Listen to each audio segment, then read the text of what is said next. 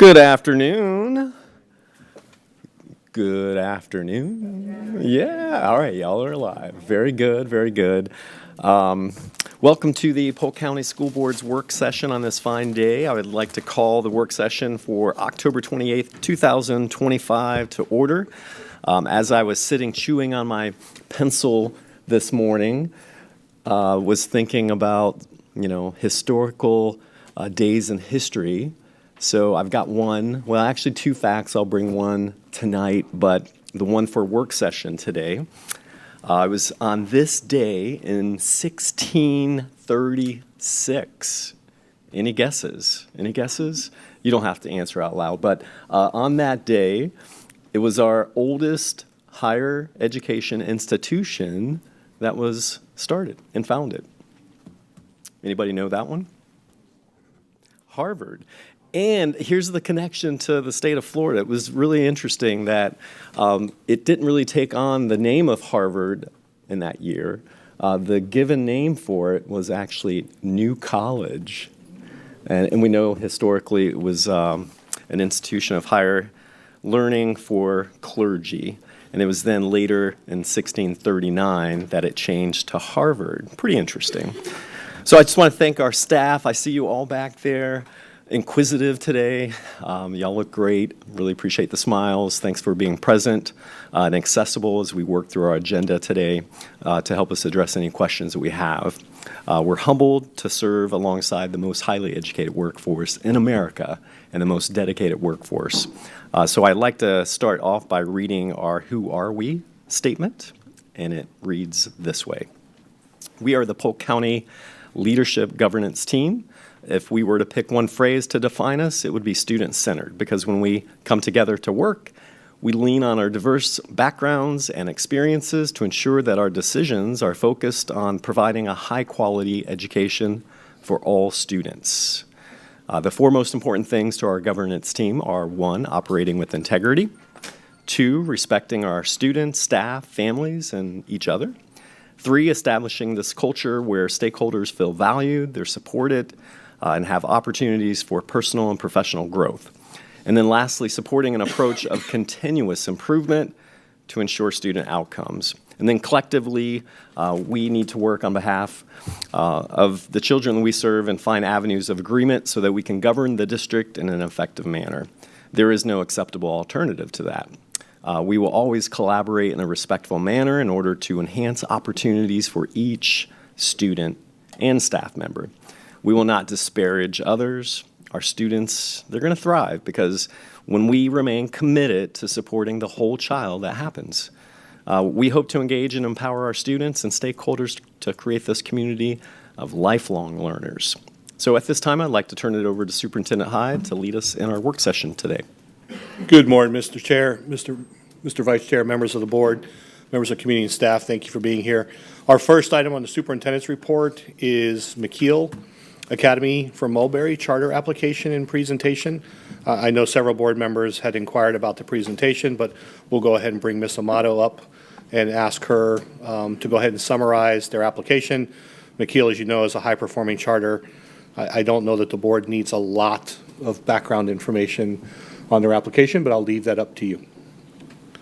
Ms. Amato. Good afternoon. So as you know, McKeel Academy has submitted an application. They submitted their new application on September 29th. They're seeking to replicate the high-performing school of McKeel Academy Central at the new McKeel Academy Mulberry, formerly known as Kingsford. And so with that, I do have Mr. Alan Black, Chief Strategic Officer of the Schools of McKeel, to give you all of the information. It's their time to give you their pitch of what they want to do and what they envision the new McKeel Academy to look like. Mm-hmm.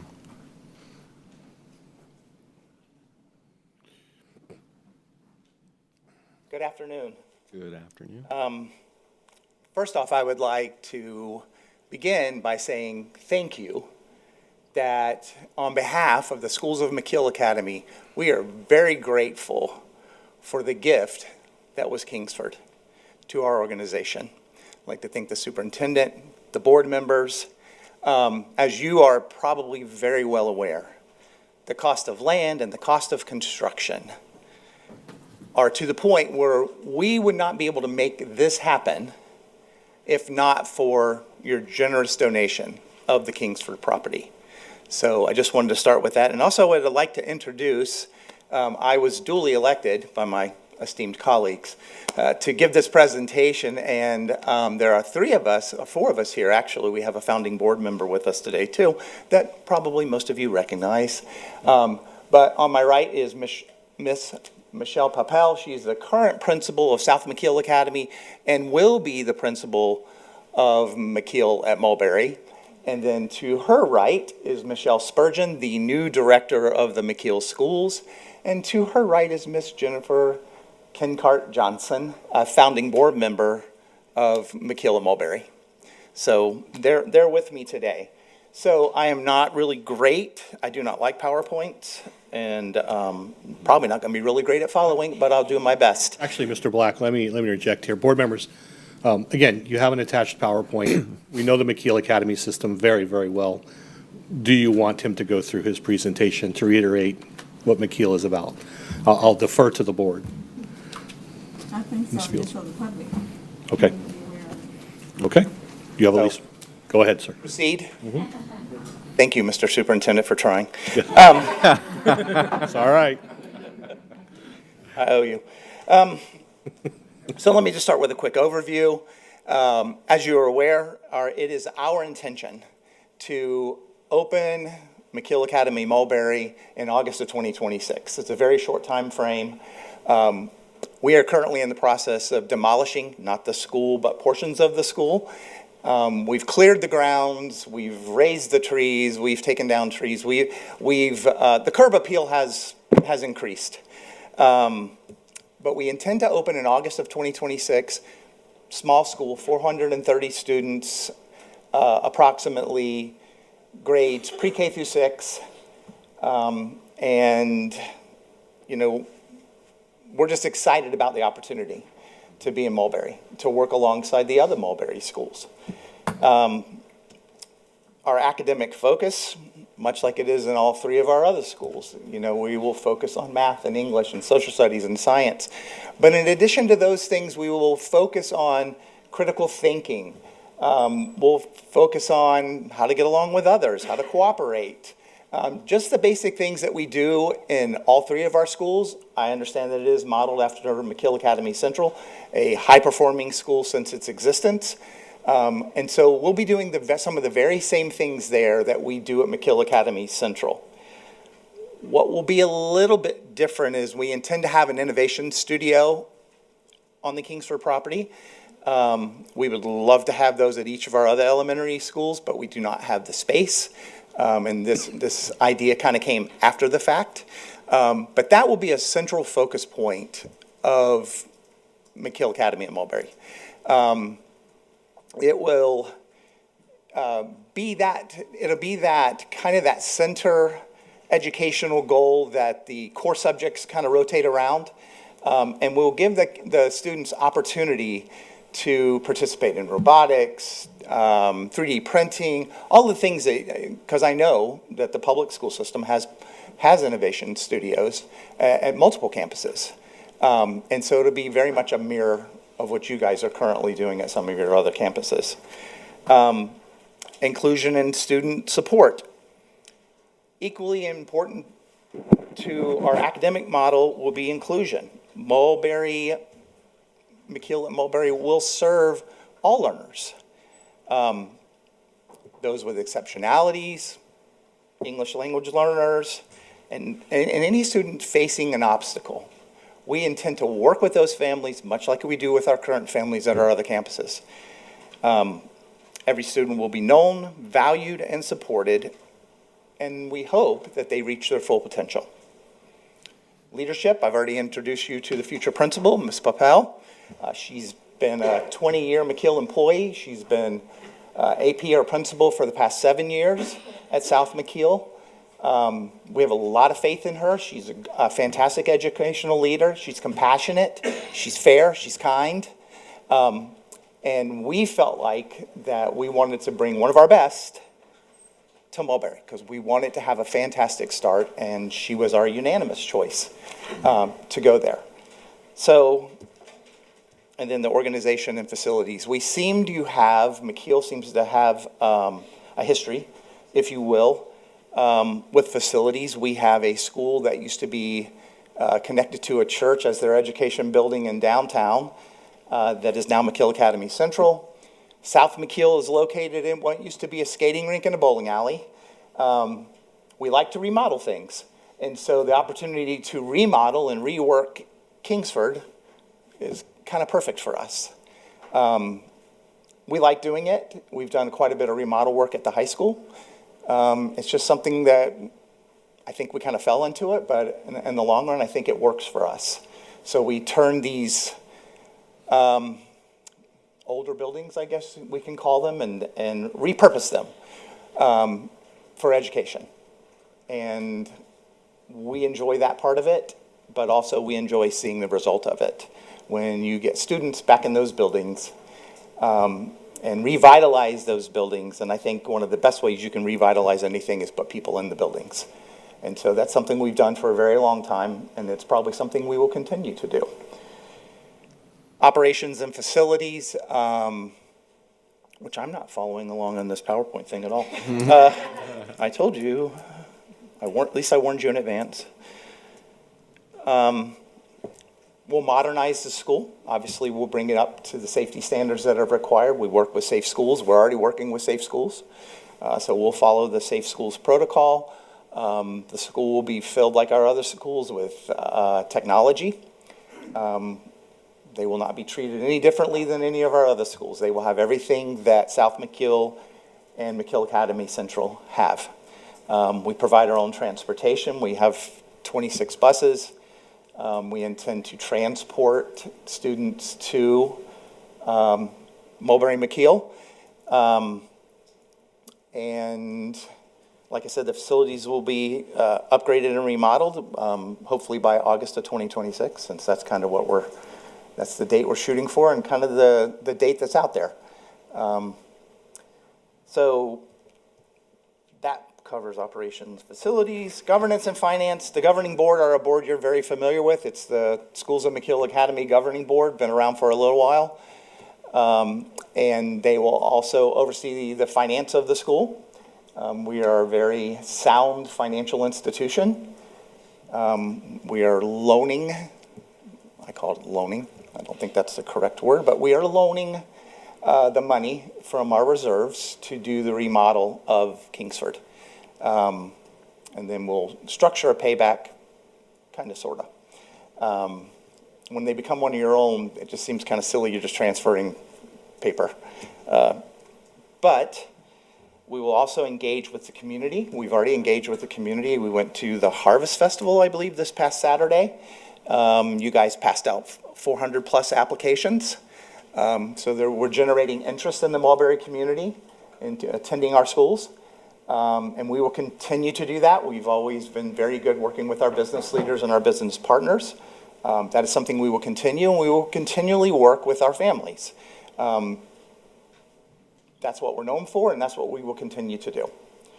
And finally, on behalf of myself and Michelle and Jennifer and the other Michelle, Michelle Squared, and the entire system of McKeel Schools, I once again want to thank you for the partnership. That's what we're labeling it. That's what we're calling it.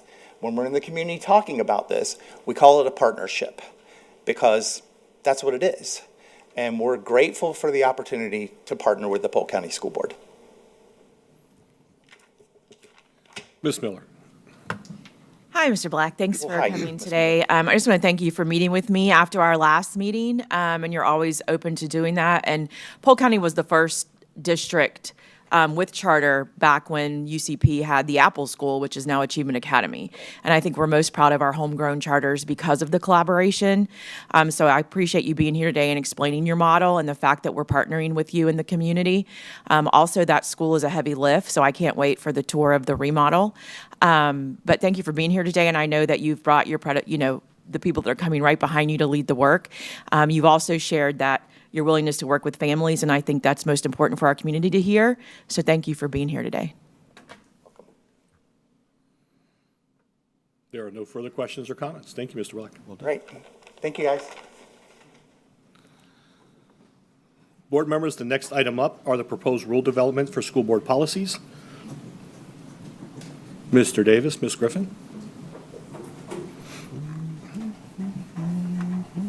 Good afternoon.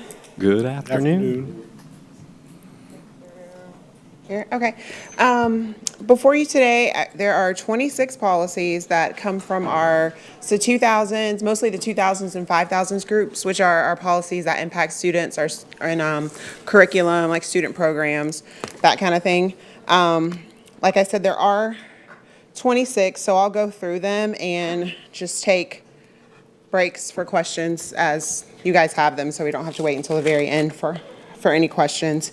And then all of these policies that I'm presenting today, the ones I presented earlier this month on the 14th, and then the ones that I presented on September 23rd, that work session, those are all going to be this evening. Mr. Green will ask for authority to advertise a public hearing. That public hearing will be on December 9th. So that's the first opportunity we have for public hearing for all of these policies. The first one is policy 2120, school improvement. And this is revised from Florida Rules 6A-6.053 and .0533, and it's related to deficiencies in reading, mathematics, and early literacy skills. Policy 2125, which is our school advisory councils for school improvement and accountability officers. And policy is being revised to incorporate language from Florida statutes and includes an explanation of the powers and functions of a school advisory council, a provision permitting council members to attend meetings in person or virtual, modifications to the composition of a school advisory council, a requirement that bylaws be adopted, and a reference to the requirements of Florida Sunshine Law. Our district advisory council policy, policy 2128, this is a policy that is not required by statute. Like districts do not have to have a district advisory council. We do, so we have this policy that exists. Most of the changes in this policy are staff-initiated changes. I worked with Jeanette Crowley on this one. The policy now mirrors more so what our bylaws say for district advisory council. The things that were in this policy, the last time this policy was visited was in 2013, and just the way our district advisory council functions now was not accurate. This policy was not accurate anymore. So that's the bulk of the revisions in this policy, and then there's also a reference to Florida Sunshine and some language from Florida Statute 1001.452. Policy 2260, our non-discrimination and access to equal educational opportunity. These are mostly technical changes, just some updates to terminology and then updating contact information for staff. And we are required to list actual staff names in that policy. I know sometimes that question comes up. There are certain policies where we're required to list the actual names of contact, not just a department. And then policy 2280, physical education. And these revisions are in response to House Bill 1105, which recognizes that the completion of 2 years of marching band can satisfy 1 credit of PE or performing arts. And then there's additional revisions in that policy related to the review of the district's wellness and physical education policies. So I'll take a quick pause if you guys have any questions on any of those. Dr. Allen? Thank you, Superintendent. Minor at this point. I've got other ones along the way, but in policy 2280, does this apply retroactively to juniors and seniors that maybe have already completed 2 years of band? I'm actually not sure about that. I don't know if Joe, I know Tiffany's not here, I don't think, but with the physical education policy, with the band, the 2 years of marching band, we're adding in there about satisfying a Griffin? PE requirement, but I don't know if Teresa? it's retro. We'll We'll see get that. clarification from you. Okay, Great. sorry about that. Thank you. That's all I had at this point. Okay. Moving on is policy 2340, our field and other district-sponsored trips. These revisions are consistent with Florida rules, and it includes retitling the policy, new definitions, a requirement for parental notification, and revised language regarding the acceptance of gifts. Policy 2410 is our school health services, and it incorporates amendments to Florida statute as a result of Senate Bill 1514, and it includes new requirements related to anaphylaxis training and student emergency action plans in our K through 8 schools. Policy 2417 is our comprehensive health education policy, and House Bill 1607 amended Florida statutes to incorporate a requirement that school districts provide basic training in first aid, including CPR, in middle and high schools. Policy 2421, our career and technical education policy. House Bill 1105 requires that high school career and professional academies provide students with the opportunity to attain the Florida Gold Seal CAPE Scholars Award. And then House Bill 1145 includes requirements related to the money back guarantee program for students. Then there's some additional revisions related to Florida statutes and rules that include revising Department of Economic Opportunity to Department of Commerce. There's optional language addressing the statewide award of uniform post-secondary credit, and then additional legal references. Policy 2423 is our school to work program, and this includes a new title, removing some outdated terminology from the 1994 Federal School to Work Opportunities Act, and the inclusion of references to CTE work-based learning opportunities. Any questions so far on those couple of slides? Dr. Allen? No, I've got a bunch of them. So for this one on policy 2421, the money back guarantee policy or program, has this one been with us for a while? I think the second or third year. Second or third year. Have we ever had a Yeah. student contest this? And I don't necessarily need my questions answered at this point. They're probably broader. But I was curious, does this only pertain to Travis and Ridge, or does this pertain to Yes. our? Only to Travis and Okay. Ridge and specified programs. 3 were only required by the state. Next year, in the summer, we'll have to identify 3 more. We've had 1 student that would qualify for money back guarantee because it's after it doesn't count their Pell Grant, any of that. It's only self-paid students. So it would only be the portion that they paid themselves.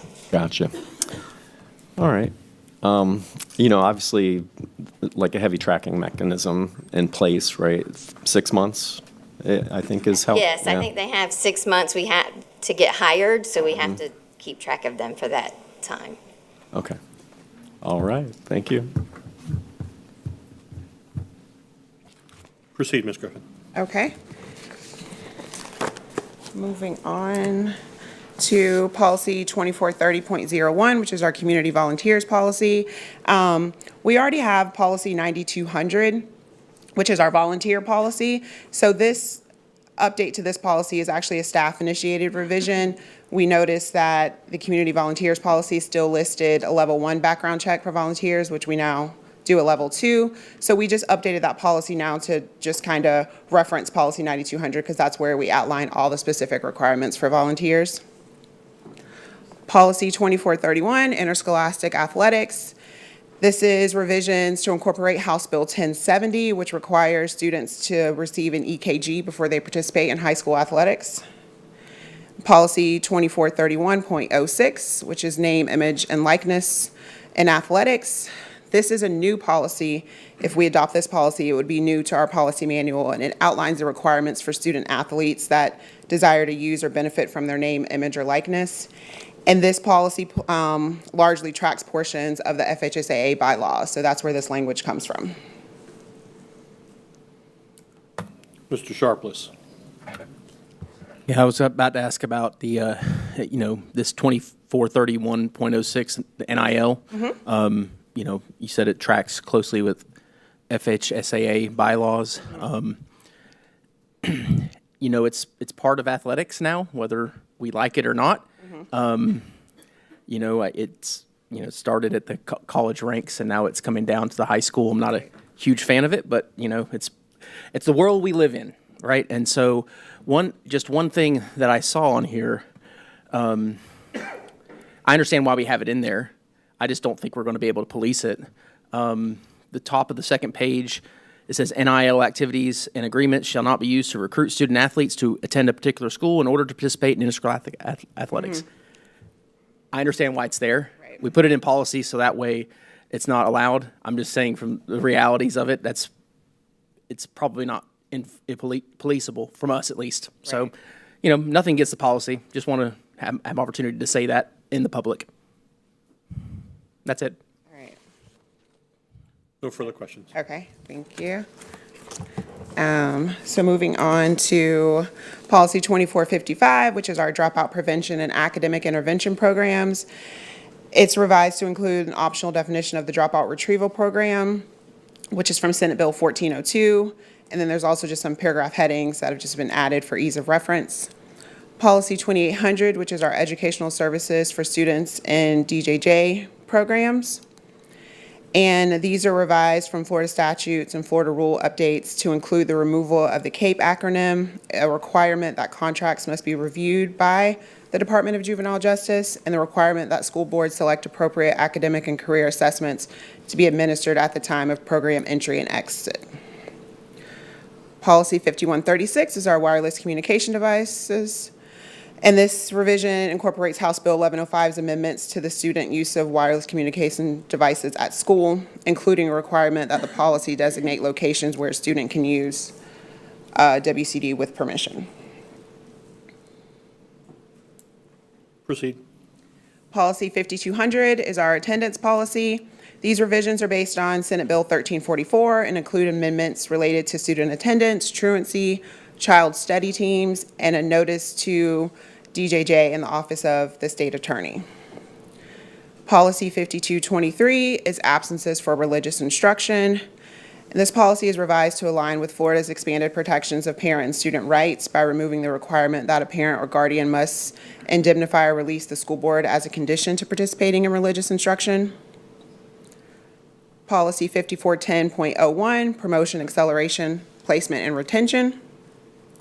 These revisions incorporate House Bill 1255's amendment to Florida Statute 1008.25, which requires school districts to immediately provide notice in writing about the New World Scholarship tutoring program to parents of students who exhibit a substantial deficiency in math.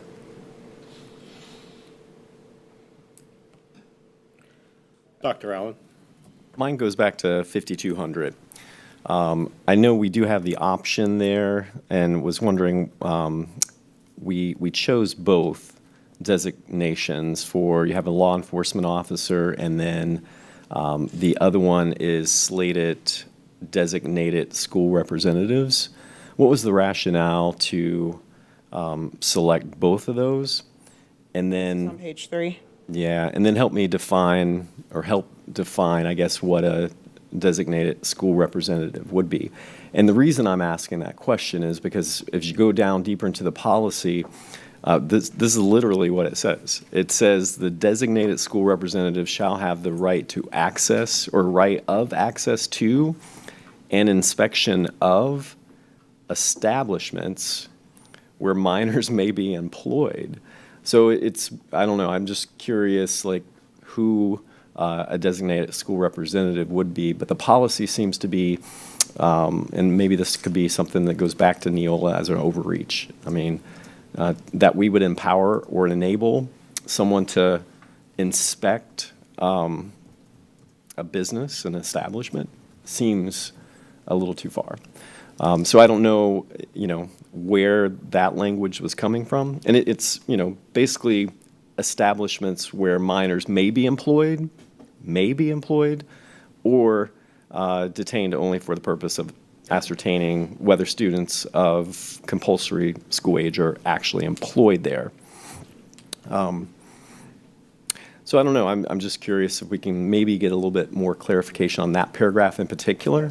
I can speak to that. Designated school representative is already in statute, and that actually was already in there before it got modified by this last session. I do not see a definition of designated school representative in the beginning chapter of that statute, so we will have to look a little further. Maybe there's a rule that defines that. I don't know. But this language we have in our policy actually comes straight out of the statutes. Interesting. I mean, I can understand, may visit the home or place of residence, but they're also empowering in this policy, they're empowering the designated school representative to take custody as well. And I have a little concern about that, outside of law enforcement, as, you know, one of the options there, without clarification, but. So I don't know if we can maybe, you know, have a little bit more clarity on that. And so We'd have to have staff that works with truancy speak to that. Did you have anything that you wanted to add, Brett? I know, I worked with Daniel Rawson a lot on this policy. Daniel's in Brett's department, but I'm not sure. So I would say I was more in tune to thinking you were going to ask who the designees would be. It would be no different than our assistant principals or deans going out to a school for a disciplinary action that they can't get a hold of the parent. It also includes our social workers that work at the schools to go check in on students. It includes our attendance personnel at the district office. And then if it was an attendance person from the school, it would be the dean or the AP that is over the attendance program out there. And then, of course, they have the option of either calling our office to have an attendance outreach person go with them, or law enforcement go with them at the same time. Yeah. Okay. So there wouldn't be a scenario or situation where they, outside of being in partnership with law enforcement, where they would take custody of a student? Or, I don't know, just curious. I would not say there would be. There would be Yeah. a phone call to DCF and law enforcement if they did see something that Yep. needed to happen. Okay. Then, of course, they would act on that. I would never tell one of my staff to take custody of a child while a parent is there. If a parent's not there and there's an endangerment there, they would call law enforcement, wait there until law enforcement showed up, and then turn it over to law enforcement. Nice. Okay. Yeah, and I think those are the criticals for me, but I would like some clarity on what this means, that they can have access and the opportunity to inspect an establishment, like a business, if that's possible. Okay. Could you clarify what you mean? I mean, I'm trying to figure out what it is you're asking, because it seems pretty clear that if we are being told that the student is chronically absent or missing school due to employment, that we would have the opportunity to visit that place of employment to verify that, yes, they're actively there. I mean, that's what it reads. Yeah. So Well, what, it seems odd that we would empower an employee to go into a private business and enable them to inspect the business. I guess I'm trying to understand what the language of inspection means. You know, especially for a private business. well, I mean, if they're operating, I think I hear what you're saying. I think the issue is if they're operating above board and there's not unsatisfactory working conditions or a violation You of shouldn't be concerned, CLO, right? there shouldn't be a concern. Yes. And I think we're going to be accompanied by law enforcement. Mm-hmm. We cannot simply direct law enforcement. That's not a function of their role or responsibility. But, you know, this happens it's such a rare occurrence where that specificity of the language is going to be applied. Yeah. I think it gives us, based off the statute, the ability to do so. But if you'd like, I think maybe a better way to answer your question is for us to outline the procedural steps we would follow to enact that. And that, you know, as you know, all policies then defer to my office for procedural development, so we can do that. I think that might help allay Yeah. and address your question, which is, are we just going to show up randomly to a business and say, hey, open your doors, we want to see your warehouse, we want to see everything about it? Yeah. I don't know that that's going to be our procedure. not. No, but it's a great question. I hear where you're coming from. That's why I wanted to clarify. So I'll work with the team and we'll develop some procedures that we're recommending to follow, and then get board feedback, and then we'll go from there. Yep. Okay, thank you. Mr. Keys? So two things along the line of that. I think from what I'm hearing from Mr. Butler, that designated school representative is ones that we've already identified. These are certain persons. Okay, so that is good for that. Thank you. And then I'm thinking that I'm not saying substitute in policy, but it sounds to me like inspect means verify. Verify employment of. And if there is a case of chronic truancy, to say, hey, to inspect, what are your records to show us that the student's been there, is my interpretation of it, that they were verifying employment. So I don't, I think it's just not a good use of word. I would say that instead of inspect, it should be verify that student is indeed employed there, and that is And it why they're does, truant. like, further say only for the purpose of ascertaining whether the student's employed there. You know, like says it further in that paragraph, but Right. I understand the. And I think that's kind of the spirit of it. Like, and we're not saying that the student's absent and saying, hey, are they working here? Yeah, and they're saying, oh, they're hiding behind the pallet in the warehouse. We're not doing that. But I think that's probably the spirit of it. So I just was trying to get some clarity on that, and it's more of a procedural thing again. So. Thank you. There are no further questions on that topic. Okay. Thank you. We have a few more. Policy 5460 is our graduation requirements policy, and this is revised as a result of House Bills 1105 and 1607. House Bill 1105 requires schools to provide students with work-related internship materials and specifies that districts must revise a student's declared intent to earn a certificate of completion in the annual review of their IEP. And House Bill 1607 requires districts to provide basic training in first aid and CPR in middle and high school. Policy 5463, credits from other schools. It's revised in response to amendments to Florida Rule 6A-1.09941 related to the acceptance of transfer work and credits from private schools, home education programs, and students in 6th through 8th and high school. Policy 5500 is our student conduct policy, which is being revised based on House Bill 1255 and addresses the school board's zero tolerance policy. It also includes a provision stating that before the expiration of an expulsion period, the superintendent can determine whether that, it's a superintendent with a capital S, which means superintendent or designee, so it would be like, could also be like a principal or something like that, determine whether the period should be extended, and if so, what educational services will be provided. Policy 5514 is use of bicycles. And this policy is being revised to incorporate other student methods of personal transportation. So when this policy was first adopted back in 2013, it didn't take into account other modes of transportation that students would be riding, like now, like motorized scooters and things like that. And so it just adds in those other types of personal transportation devices. Policy 5600 is our student discipline policy. And it's being revised to include provisions from Florida statutes requiring principals to give full consideration to discipline recommendations made by instructional staff or bus drivers. Then our last two policies, Policy 5780 is our student parent rights policy, which is revised based on House Bills 597 and 1255. It addresses issues related to diabetes management and the administration of glucagon. And then it also requires students participating in athletics to have an EKG. And then Policy 6661, purchase of instructional materials, is just revised to be more consistent with Florida statutes 1006.40 and 1008.25. Requires the superintendent to certify the estimated allocation of funds by July 1 of each year. It adjusts the purchasing and adoption cycle and revises the priority of allocation of remedial and supplemental instructional resources.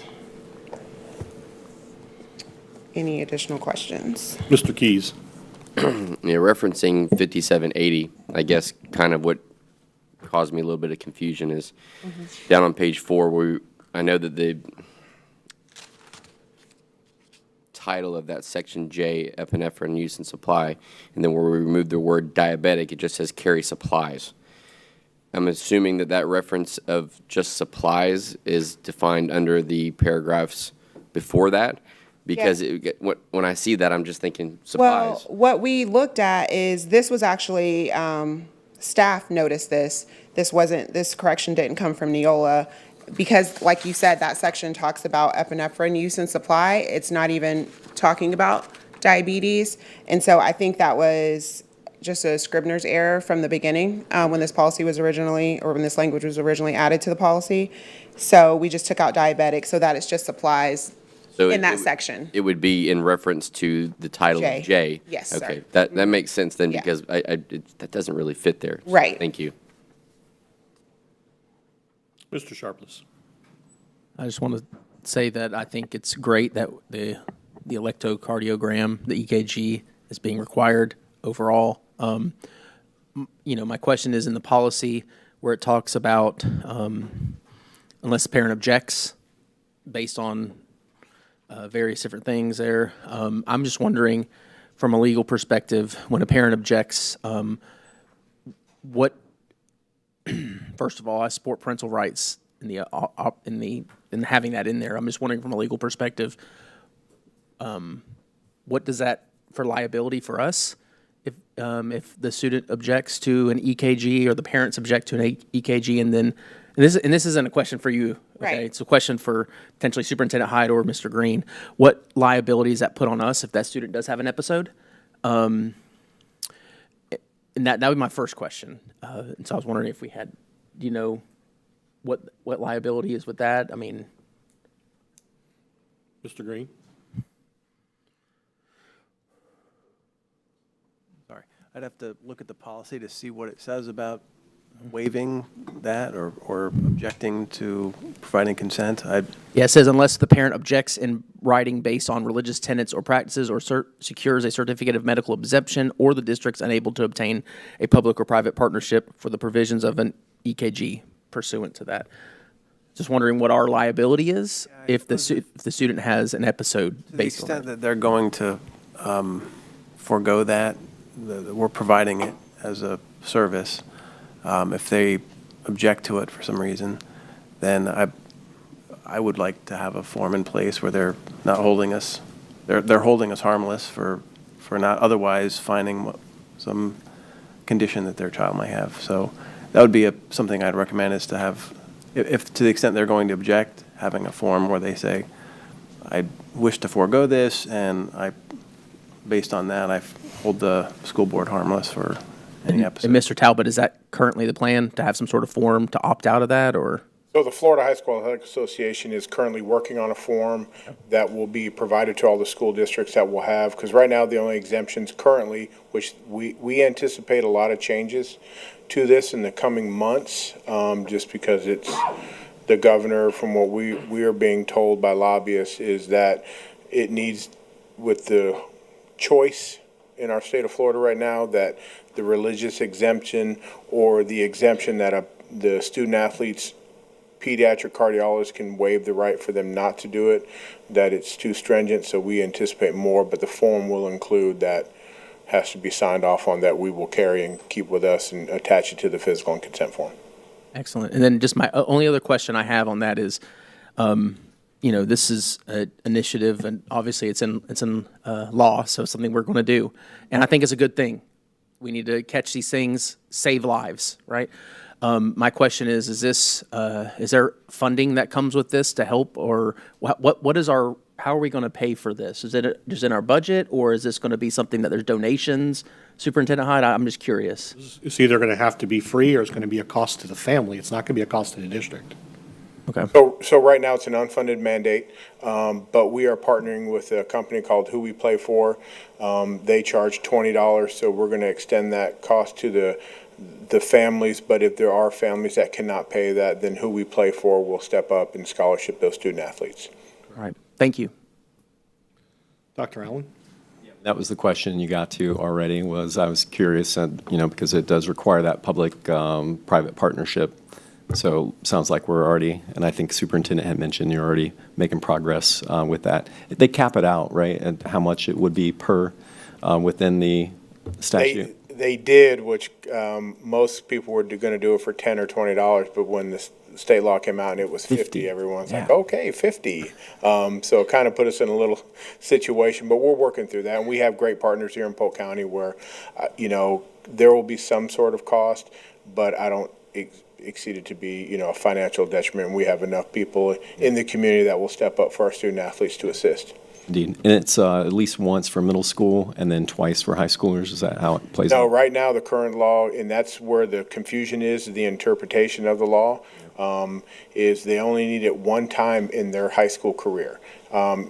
Current student athletes in the 8th grade that get it this year, it will count towards their one-time requirement. And so that's where the confusion is coming in, is because some people are interpreting that all student athletes need them, But then some people are saying that if you currently play a sport, then you don't need it for this year. And so Who We Play For is the one that basically, has pushed this bill, which I think is a great thing, about 3%.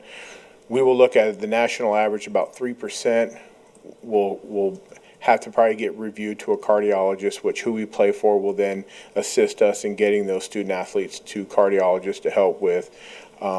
It's just going to be interesting with, what happens in this next session and where it goes.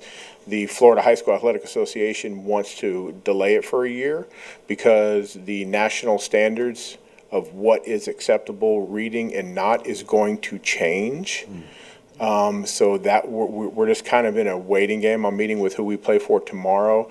Our plan is to roll this out in the spring. We're going to divide the county up into 4 sections and hit each section 3 times to get all our student athletes, and then come up with a plan for during the school year when we have the student athlete that either move into Florida. We got to figure out a way to get those, but we'll have all those lined up. But right now, we're kind of just, the form's not even ready by the Florida High School Athletic Association, which is, surprising, but just because there's a lot of, hearsay intention that you hear with legislation and stuff like that. So we're monitoring the situation and we're ready to go once we move forward. Yeah, I appreciate that update, Mr. Talbot. Just one more question. This could go to Mr. Green. Will we see that, that form, does it come from your office as it relates to the conditions? What conditions qualify for the certificate of medical exemption? Is that something that we would approve, or is just something? Well, it sounds like the Florida So the only- Association is Yeah, the only current process. exemption is religious, and then if the student athlete's cardiologist says that Dan Talbot does not need one, and that form will be signed off. So the form, once we receive it, I'll send it over to legal to review it. Yep. The nice thing is about it is, if you look at the Florida High School Athletic Association's consent form, we include all the things on our consent form, and we add some other things that we have that relate to our school district. We will be able to do the same thing with this ECG consent form. If we feel we're not protected, then we can obviously revise it. We just can't delete anything that the Florida High School Athletic Association has, but we can amend the form and suit it to our needs. Great. All right. Thank you. That's all I had. Ms. Fields?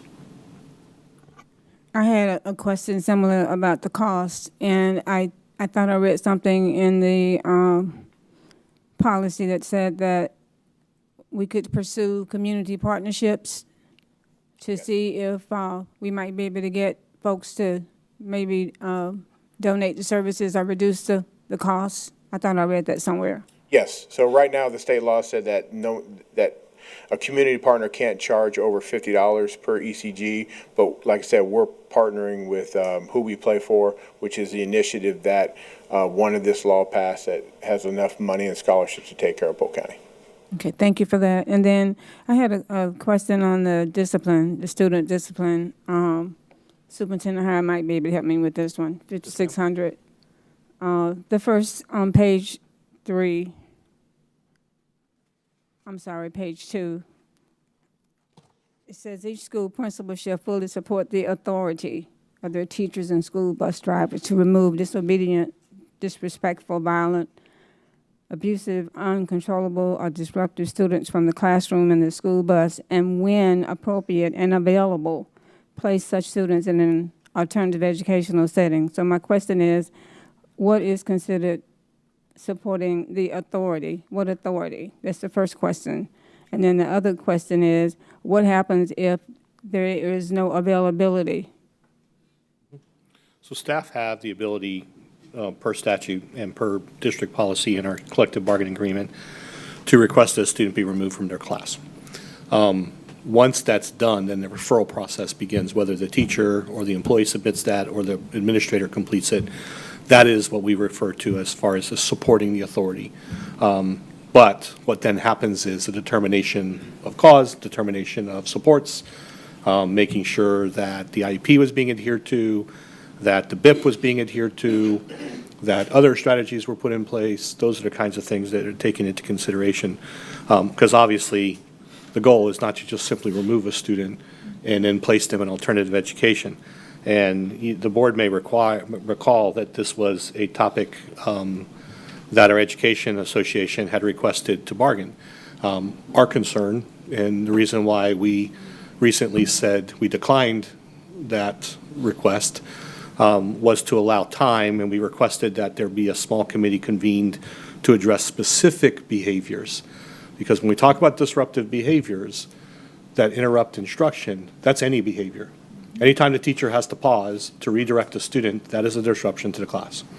So the question is, does the student have to be removed for the entirety of a day or for several days because they were popping their gum in class, because they're tapping their pen?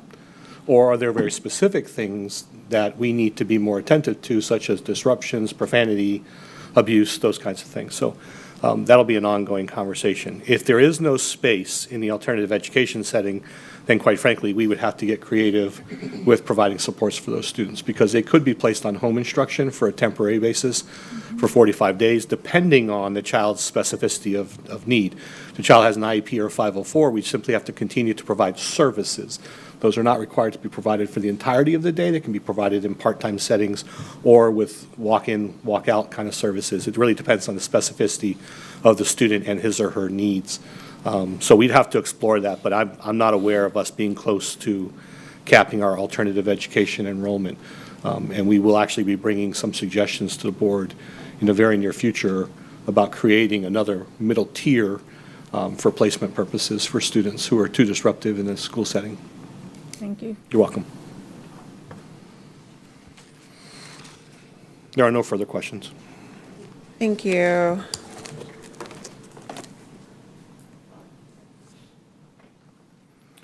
Board members, the next item up will bring Nicole Bennett, Regional Assistant Superintendent for Division of Schools, our transformation group, to come down. Board members, you'll recall, that we already submitted our top 1 plans for both schools. This is a subsequent follow-up by the State Board of Education that requires us to submit our top 2 plans. So Ms. Bennett, if you want to summarize those for the board. Absolutely. Good afternoon, members of the board, board chair, Superintendent Hyde. I'm here to submit for your approval the top 2 plan, which is really just our step 2 plan for North Lakeland Elementary and Crystal Lake Middle School. As you know, our top plans are for our schools that are rated a D or F for 2 or more years. In September, if you recall, you were presented with the top 1 plan, and it was approved by the State Board of Education on September 24th. The top 2 plan is really just our implementation plan at the district level for the option that we chose, which was district managed turnaround. This plan will also be submitted for approval at the state board meeting next month. The plan addresses 3 key areas for both schools, for North Lakeland Elementary and Crystal Lake Middle School. The first area is transformational leadership. The second is standards-based instruction and learning. And the third is positive learning environment. So for transformational leadership, within the plan, we just summarize the qualifications of the principals or leaders that have been chosen to lead this work at both of those schools. Standards-based instruction and learning, that really outlines the supports that are in place, not just for the students, but also for the teachers there as well. And that highlights what the school is doing and also what the district is doing to support that work at the school level. And then positive learning environment. That's where we talk about PBIS, MTSS, attendance and discipline, and outline a plan for that as well. The 2 key pieces that we needed to update within our top 2 plan includes the incentives or bonuses that Superintendent Hyde was able to make possible for the teachers at both of these sites. It truly helped support really pulling in some highly effective and effective teachers at both of these schools to support learning for our students. We are below the district average and needs improvement in unsatisfactory teachers. And again, we have increased the number of effective teachers at both of those sites as a result of this. Lastly, the top 2 plan works in conjunction with the individual school's school improvement plan as well. But it's our commitment and partnership with the school-based efforts to achieve success in each school's areas of focus that they have outlined in their school improvement plan, and to really help support them and meet the assurances also at the state level. Mr. Sharpless. I just want to say in both of them, both plans, I really appreciate under the positive learning environment, the Renaissance program being implemented at both these schools. I can tell you from someone who has been to a few schools in my own district that have used the Renaissance program, it's been highly effective, and I think it's something, talking about turnaround, that could potentially impact the entire culture of the school. Absolutely. So I just want to say bravo on including that in the turnaround plan. Absolutely. We would not leave that out. Dr. Allen? All right, we look forward to hearing positive feedback after next month's meeting with the State Board of Education. I was curious, looking at you noted the effective and highly effective, you're sitting at 80% between those two at both schools. Do you know what the percentage was previous to the incentives? For the number of, Effective and highly effective teachers? it was way lower than that. It was Yeah. about, I think we're at like 26%. Wow, so we're sitting at 80% now in both. Yeah, well done. That's great to hear. Ms. Fields? Superintendent Hyde, this is a question for you, please. This is a heavy lift for the staff and for the leadership of the school, the principals. So my question to you, I know that we did something for the staff. What are we doing, and I might have missed it, what are we doing to uplift and support the principals and the APs? From a financial perspective or from a Overall. mentorship support? So the schools receive daily support from the teams. Ms. Collins works very closely with Ms. Bennett. They identify potential areas of concern, and then they specify which staff have to be there. They specify the type of interaction staff are to have, which means they're not there for observational purposes. They're there to actually engage and provide supports, active support and modeling and other things, depending, again, on the specificity of the need. And then Ms. Bennett, Ms. Collins, and others provide regular walkthroughs to make sure that we're reconciling what they believe they're seeing instructionally happening in their classrooms with what the district's expectations are. So we're level setting in every regard, and we monitor their data on a regular basis. They conduct instructional reviews and walkthroughs at those campuses on a regular basis. Again, not for the purposes of identifying potential problems, but really to ensure that we're seeing a continuum of improvement. They work with them directly on staffing. They work with them in all those areas. As far as the financial incentives are concerned, we are working to finalize those, and we were waiting to see what our final UNISIG and other funding that we have remaining from the state would allow us to do. Because we have 3 other schools that are not considered top schools, but we're working to create a proposal that we'll then present to the union to ensure that we are able to address those schools as well. They won't necessarily get the performance enhancements, the full level of what we provided at the 2 top schools, but they could receive the bonusing for school letter grade improvement. And so we're working to finalize those proposals now.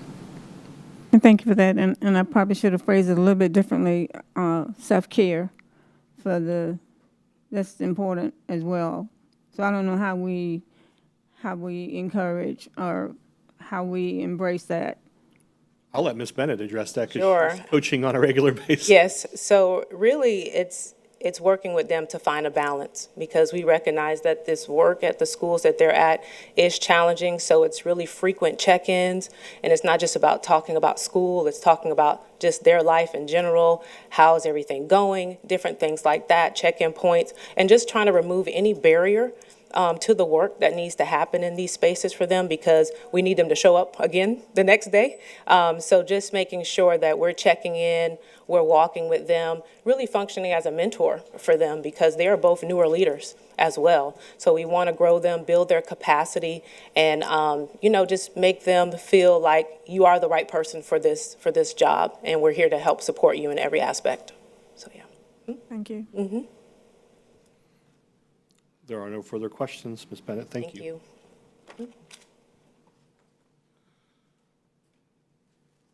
Board members, the next item in front of you or before you is the STEM Career Exploration Bus. It is actually a trailer and a truck. It's not a bus. It started out conceptually as, could we convert a school bus I'll ask Tracy Porter to actually join them too, because she's been very much involved in this. Jeff and Leanne really have done an amazing job conceptually designing this. And so this is actually going to be included in one of our legislative appropriation requests. Ms. Kincart Johnson, Representative Kincart Johnson, excuse me, and Representative Colleen Burton have both indicated an interest in pushing that forward for the school district. The benefit is we could then use funding that we've tentatively allocated to support this project to purchase the vehicle. So thank goodness this doesn't require a semi, because that was one of the initial designs, given its weight. It does not require a semi. It will require a larger truck, probably a 3,500 type vehicle. But that's something that can be driven by most individuals, thank goodness. And then we have a process in place, or finalizing the procedures for how and who will be responsible for relocating that trailer, because it's a very long trailer. So driving it and towing it in a straight line is fantastic.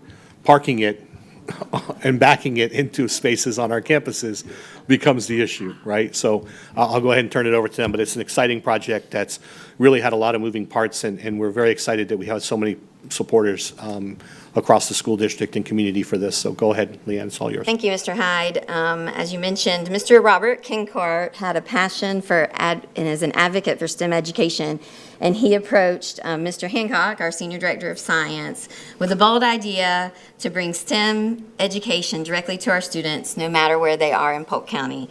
And from that stemmed the idea of a STEM bus that has now transitioned to our STEM and career exploration trailer. Through our partnerships together, we have worked to add the career exploration piece so that we can use some of our CAPE funding to initially begin the project. So I'm going to let you take over. Yeah, so you can see this is a 48-foot long quad expandable trailer. It has learning opportunities both inside and out. So as you can see, you're looking at the outside of this trailer. It has, make sure I get all the things it has in there. Full graphic wrapped ADA accessibility, multiple entry points, hydraulic slide outs for spacious learning environments. They are also building us a drone cage, as you can see. We have a jumping station. I know Mr. Talbot's already left. This is an opportunity for kids to measure their vertical leap. We know that the boys will really like that. You can see those entry points. It also has underneath it belly boxes, so we can for storage that we have there, as well as 2 outside AV opportunities and monitors, which we can show anything that we want to scroll on there. Interior, again, there are 4 slide outs, which we plan on using inside. Students will find advanced STEM stations, VR simulation areas, an Antimage digital anatomy table, where you will be able to see all the layers of the body. A commercial, No, sorry. pause for a second. Well, all right. All the layers of skeletal, yes, the nervous systems. Because it's not just a tablet. I mean, you need to really explain the table and its function for a second, please. So they would be able to choose individuals that have Research. been deceased in some reasonable time, that this company has said that it's okay to use them. And they would go through the different layers, so skin layers, muscular skeletal system, nervous systems, of what a person that died from this particular thing, what it might look like, which would be pretty interactive. This company that is building out this trailer for us has put these in for medical schools and whatnot, so this is a pretty high level type table. It was actually more in Leanne's area, but I was like, oh, we can use that. That's for sure, something we can be a part of. We also have a commercial interactive sprayer, and I will And it will simulate an agricultural sprayer. So it's a tractor, but they're going to be out in the field spraying, but in a simulation platform. So the idea, and I'll go back to Mr. Kincart, who we initially had met with Miss Porter and I had initially met with him, and after we were done, he took me around to his business, and he asked every single individual, what is our purpose here? And every individual in his company says, we solve problems. And that got me really thinking that this is what this trailer should be about, because we don't know what our kids are going to do in the future. Like, there's a lot of jobs that, think about when you graduated from high school, are all those jobs that are out here now, were they there? And they just weren't. But if we learn how to attack and solve problems in the right manner, our kids will be better equipped for what's available to them. Our goal is to obviously make that a reality. And B, we're going to showcase our opportunities that students would have in our high school career programs. So it's a dual purpose for us, which is why I came to Leanne. I was like, hey, can we do this? Can we do this together? So she was all in on it. So this is a layout. It would have electrical, flight. There are a lot of different simulations. Not all Pure approved. I don't know if Ms. Pasco is listening. They're in progress. But they're in progress. So this is not set in stone what will be in there at this point, but this is just kind of a mock-up of what we have already reached out to some companies, got quotes, and think this is a good idea and a great showcase, not only for our students, but also for our community. The career exploration, there'll be VRs, so they can choose a career of interest for them. It's in English and in Spanish, and it's in a kiosk mode, so it wouldn't require any registration of the student information, but it would allow them to see and try a variety of career opportunities. That was one of the things that when Jeff came, I was like, well, I have to have something that leads them to our programming. In that space, we could also advertise what our schools offer, you know, our career academies and what high schools they could leave with that information, whether they were at a 5th grade classroom or an 8th grade classroom. Ms. Miller. Thanks so much. That was a great presentation. I want to say this is what I was thinking when we had our staff come and say they hadn't heard of anybody who wanted appropriations for anything. This was one of the things that I thought would be amazing. There are about 3 or 4 other counties that I know of that have this. Volusia has more than one, and one of theirs is even powered by solar. So it's a great opportunity to add that. Option for students. I think once we have this up and running is the conversation about the students and the access, because sometimes we have STEM programs in our schools, but due to lots of things, the access is limited based on the students' academic performance, or just the school is very busy.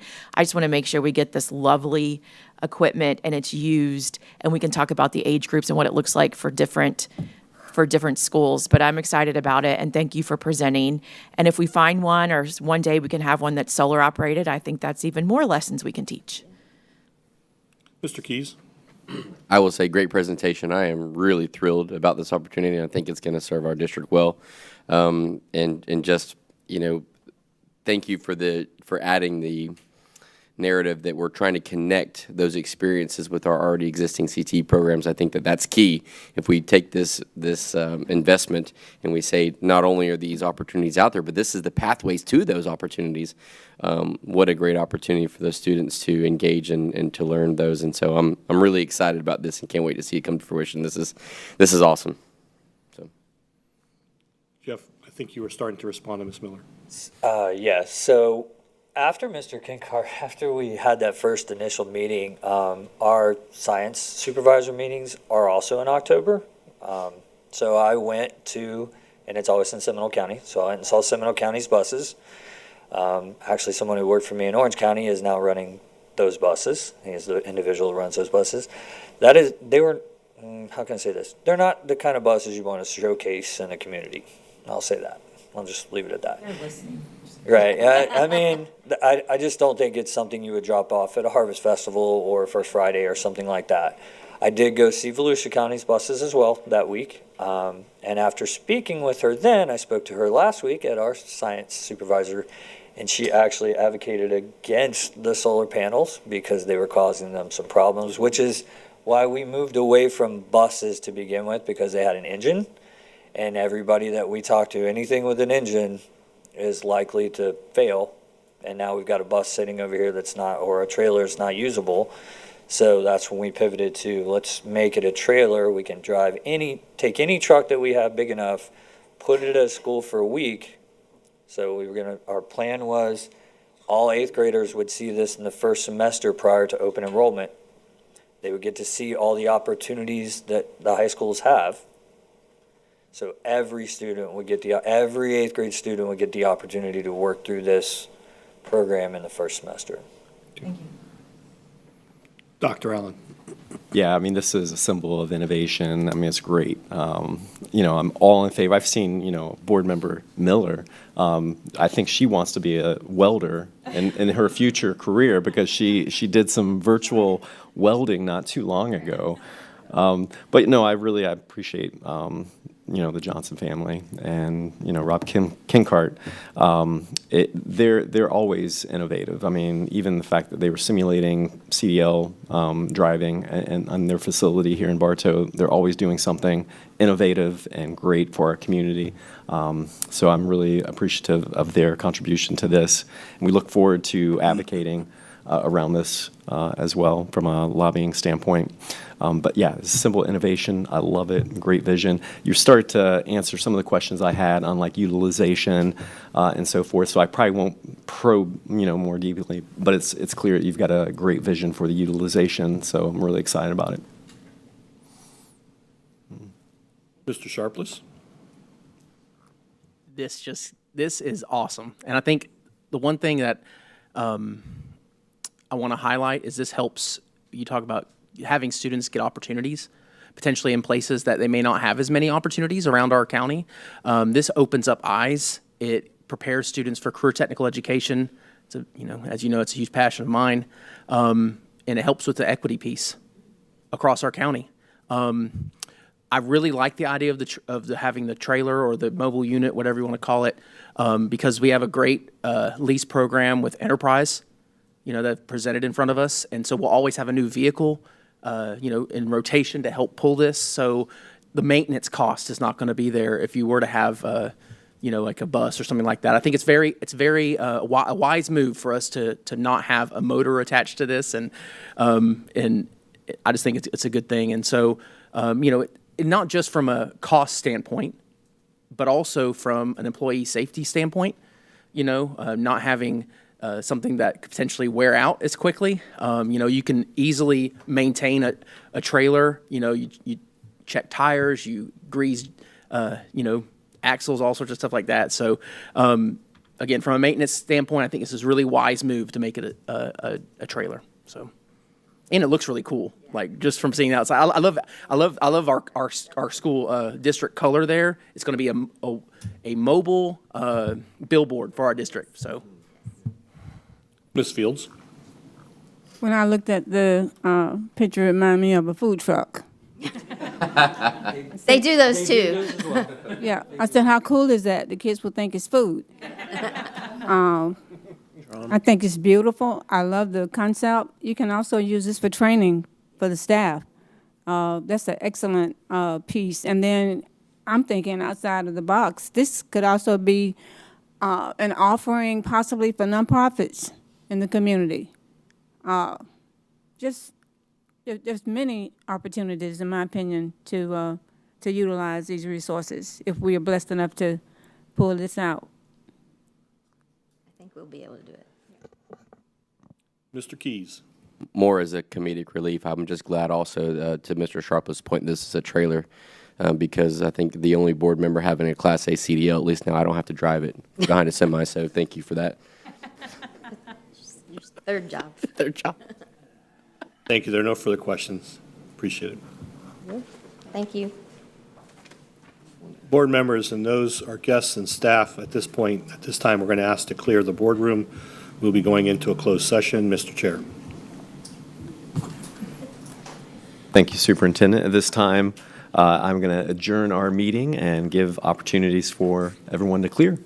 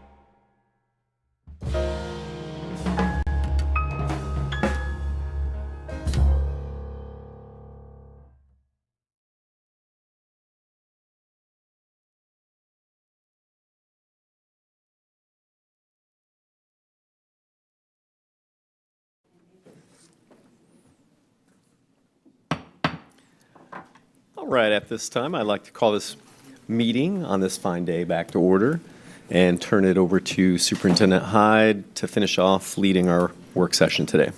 Thank you, Mr. Chair, members of Thank you, Mr. Chair, members of the board. And then we have staff here with us.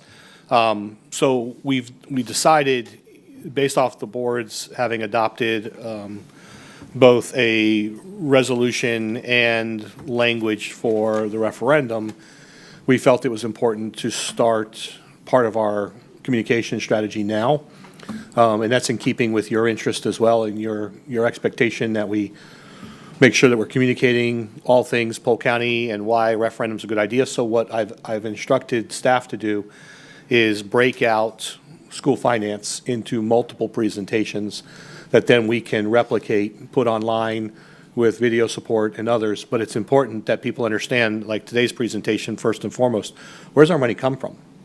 And so what you'll find is that each subsequent workshop, Ms. Jenkins or Mr. Pitts will be doing presentations, again, that we can then use as part of our marketing strategy to help support our interest in a referendum. And I'll leave it at that. So Ms. Jenkins, if you'll please come down.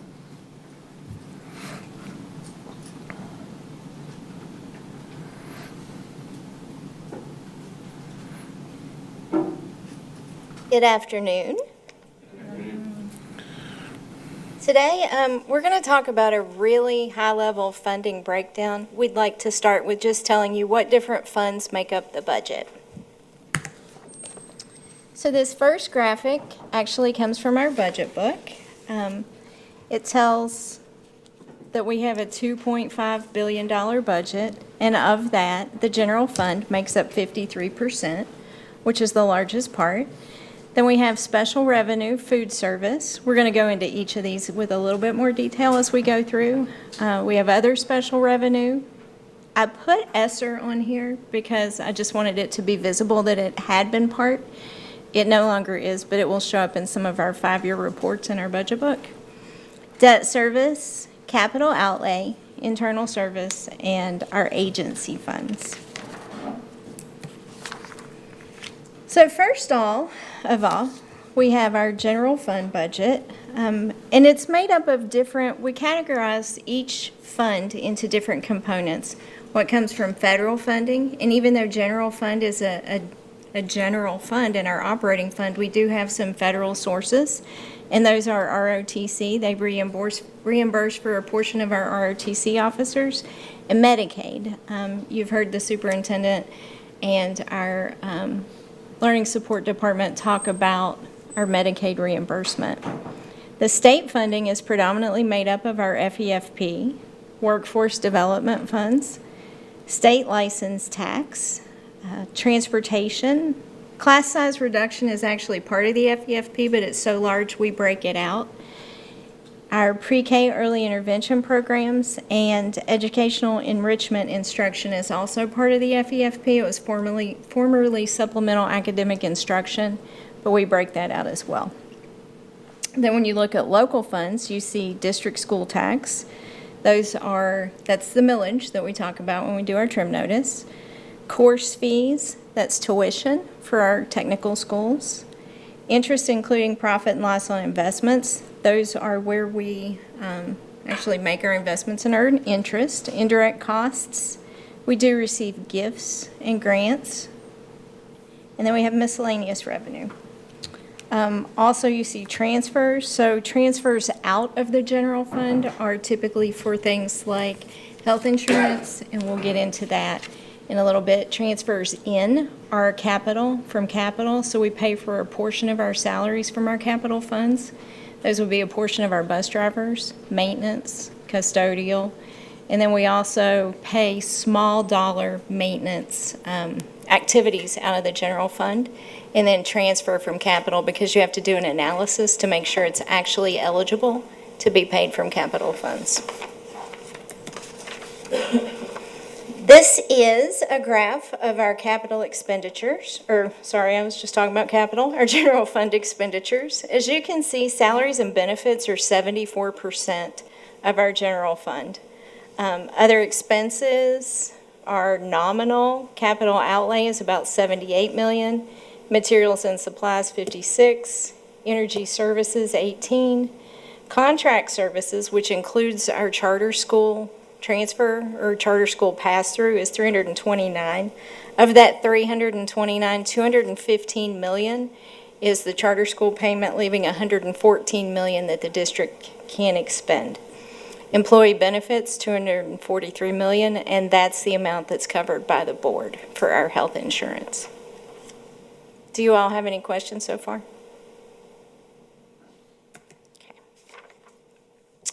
Okay. The next fund is our food service fund. So out of food service, our primary source is the federal USDA grant. It's our National School Lunch.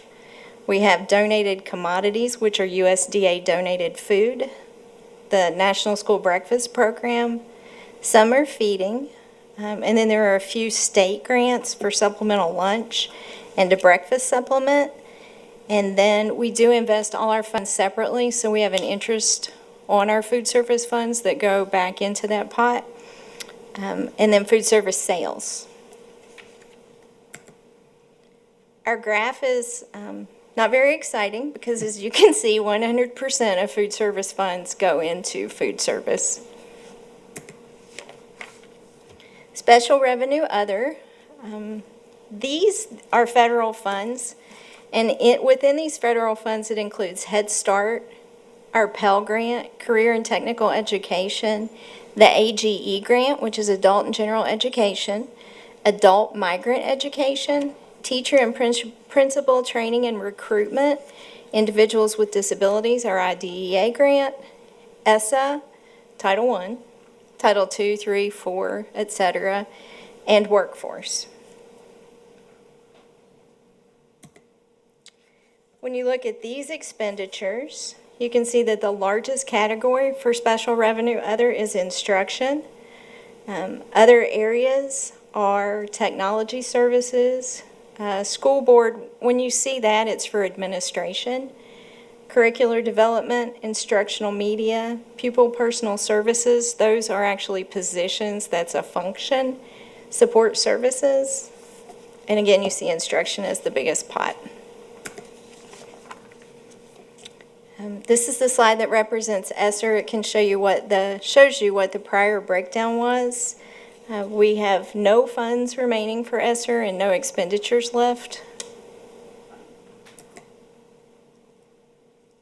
Special revenue miscellaneous. This is adult general education, a different grant for $2.5 million. So it's coded as miscellaneous because it is different than the former AGE grant we discussed. You can see the expenditures, operation of plant, administrative technology, instruction, and facilities and acquisitions are the categories in which we expend that grant. Debt service fund. This appears as revenue, so it's a little interesting to explain. The federal direct interest subsidy, that is on a bond that we had in 2010, and what it is, it's an actual tax credit that the investors receive to offset the interest generated by that bond. So how we pay for this bond is we actually pay ourselves. We put the funding into an account, and it accumulates over time. We earn interest, we receive an interest credit, and then we make what you would think of as a balloon payment at the end. It's called a sinking fund.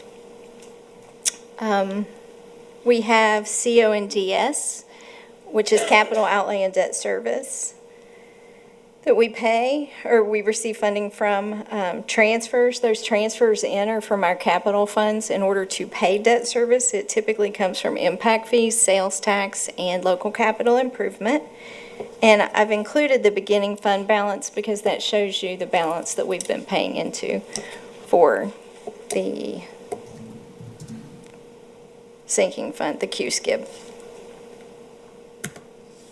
I did actually, while we were here, want to tell you all, Our COPS, for our COPS loans, we have a balance of $51 million. Our sales tax bond, the balance is $115 million.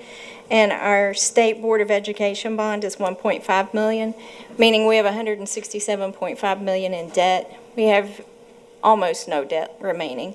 So our next workshop is going to be on debt.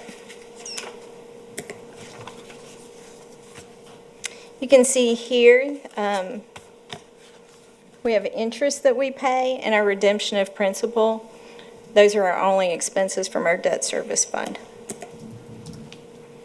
Capital outlay and debt service. Capital outlay funds, we receive revenue of 3.9 from CO and DS, capital outlay and debt service. It's prescribed. We typically use that for roofing. There are certain things that you can spend capital funds for. PICO, public education and capital outlay. We don't receive an actual PICO allocation any longer, but a portion of that, $2.5 million, is actually for BizTown. It was allocated from PICO funds that we can draw down. Charter school capital outlay pass-through, $7.6 million goes to charter schools. We as the district serve as a pass-through. We receive the funding and then we pass it on to the charters. Capital improvement tax under local is our LCI. We're looking at about $117 million this year. Sales tax, we've estimated our revenue will be about $84 million. And then impact fees, I haven't included anything because we submit the projects to the county and then we actually receive our funding. We typically budget about $50 million a year, but last year we drew down $100 million. So we actually analyze the projects, submit the request to the county, bring the funds in. Our expenses go towards buildings, site improvement, furniture and equipment, remodeling, and do a tiny portion to dues and fees for our licenses for our capital professionals. Professionals that work within our construction. And, yeah. Internal service fund, this is the health insurance fund, the workers' compensation fund. We have a general liability fund. There are 5 different funds that make up internal services. You'll see revenue services provided to other funds. So how this works is if, for example, I'm paid out of the general fund. So when we determine the board portion that pays for my health insurance, that piece from the general fund then moves into the internal service fund. It's the reason it's called internal service. The revenue is generated from other funds. And because we don't have a employee portion, all of this is from other district funds. Miscellaneous revenue, that is for credits. It used to be for rebates, like rebates on drugs that we received. And transfer in from internal funds, we do a lot of work for workers' comp at our health clinic.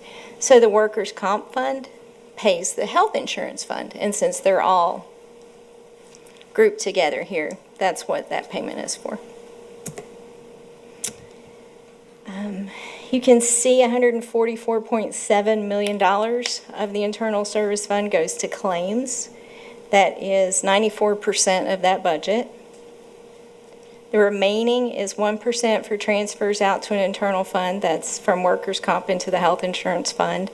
Salaries is less than 1%. Purchase services is about 5%. That's for contracts. Supplies, $212,000, and energy services, $21,000. Agency fund, these are our internal accounts that are at our schools. The internal account receipts, $13.6 million. Those are for clubs, athletics, all internal funds that the schools take in. They're all recorded as one on these reports. But we do have them split up by school, and we also invest their funds, which have generated $280,000. And the way internal funds work at schools, the funds have to be used for the reason that they were taken in. So if you take in $10,000 for cheerleading uniforms, you have to spend it on that. Whenever you set up your fund, it's prescribed how those funds can be used. And then that's what our accounting department does to make sure they are used for that purpose. So these as a very broad overview, are the funds that make up our budget. So not sexy, not highly entertaining, but it's important, right? And there are several slides in here. Here's what I'd ask board members to do. Obviously, if you have questions or want to provide feedback here, please do so. But I would ask you to look back over the PowerPoint when you have some time, and think about your stakeholders. Think about who we're going to be communicating with, and how do we kind of clean up the slide deck to make sure that it makes sense to everyone. So, for example, there are a lot of title slides.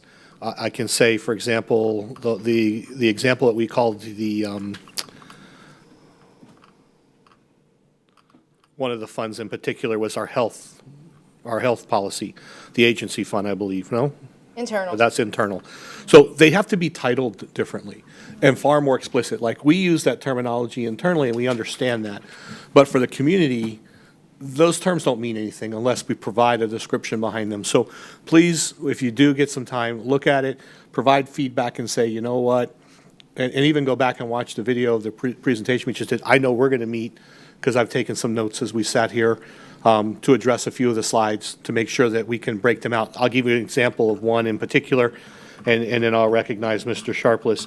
But there was one area that we called, when we did contracted services, and we said it includes all charter schools. Well, I'm going to ask that we break out charter schools altogether, and then have the other contracted services reflected there, because charter schools comprise a big portion of that money. So I think including it creates a little bit more lack of clarification and clarity for our community members who don't realize how much money ends up being allocated out of our total allocation from the state and feds. This is the share that they receive, and this is how it impacts our overall budget.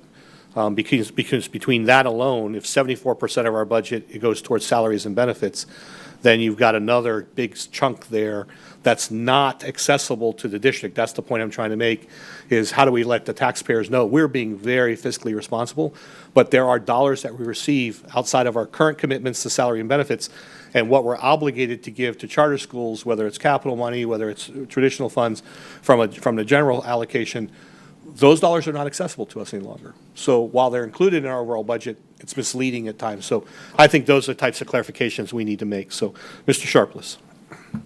Yeah, one of the suggestions I was going to make was on slide number 4, where we had the big pie chart under our general fund expenditures.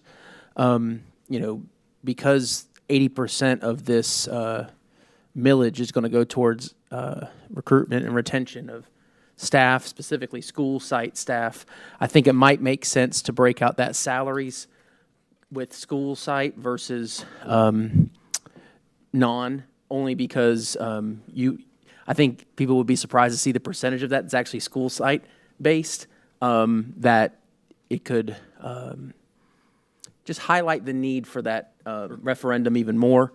And I know this is a budget, right? And this is not necessarily the final numbers because we're still in bargaining.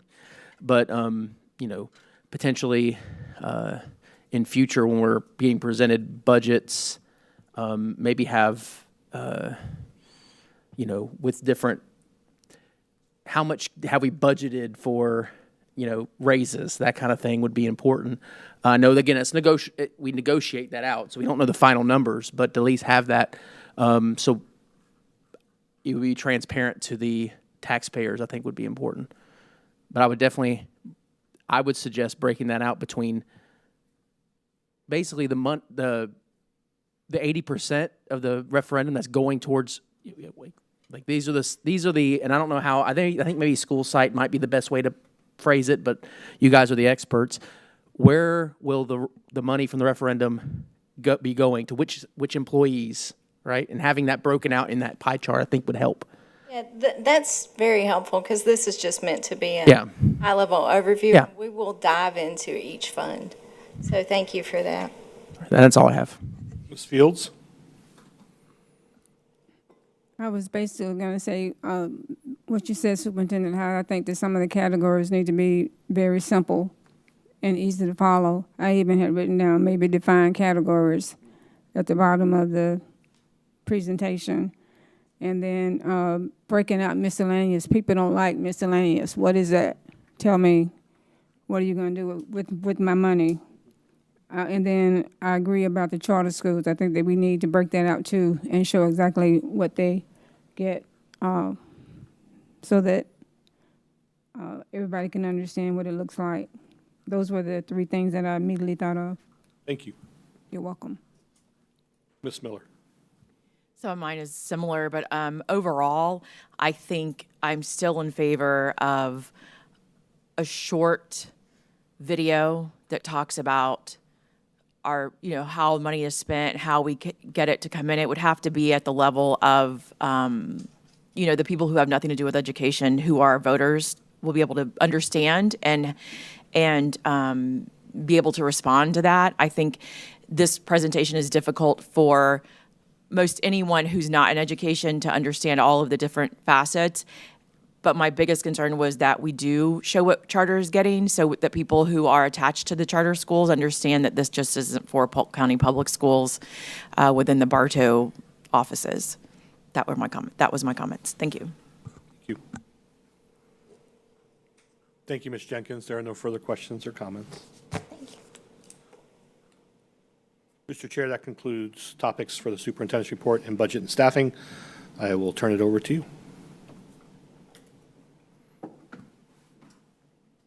Thank you, Superintendent. All right, board members, if we could at this time, I'd like for us to go over our agenda for this evening's meeting. So if you need a moment to switch over to your agenda, give you an opportunity to do that.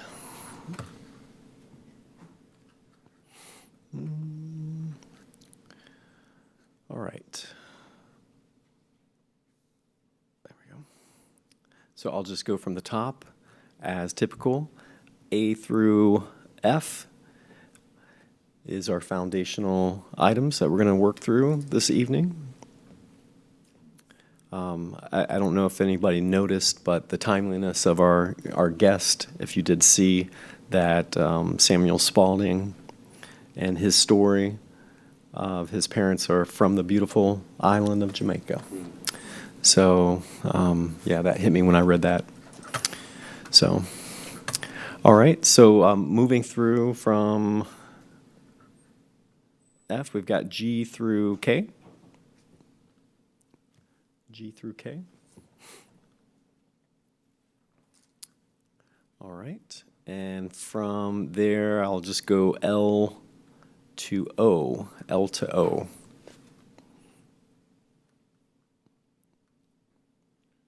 Mr. Chair, if I may, I received a question about the pre-qualified vendor list that I believe everyone would benefit from.